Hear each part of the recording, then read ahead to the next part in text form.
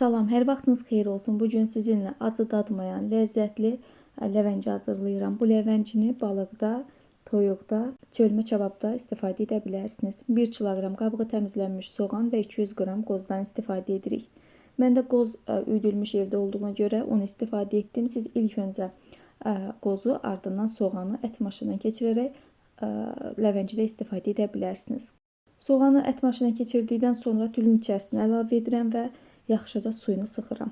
Soğanın suyunu sıxmaq üçün mən tüldən istifadə etdim. Sizlər tənzifdən də istifadə edə bilərsiniz. Gördüyünüz qayda ilə möhkəm suyunu çıxarırıq. Həmin suyu istifadə etmirik, atırıq və həmin qaba təmiz su əlavə edirik və gördüyünüz qayda ilə soğanı həmin suyun içərisində yumağa çalışırıq. Sizlər axar sudan da istifadə edə bilərsiniz. Yəni axar suyun altında soğanı tam yuduqdan sonra ləvəngidə istifadə etmək olar.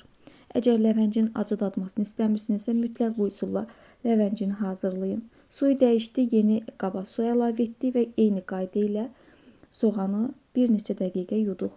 Tam suyunu sıxdıqdan sonra artıq ləvəngini hazırlamaq olar. Soğanı, ləvəngini hazırlayacağım qaba əlavə edirəm. Üzərinə zövqə görə duz, qara istiot, palçıq turşu əlavə edirəm. Sonda qozu da əlavə etdikdən sonra təxminən 1-2 dəqiqə yaxşı qarışdırıram. Əgər siz də bu üsulla ləvəngi hazırlasanız, inanın bir qədər belə olsun, ləvənginiz acı dadmayacaq.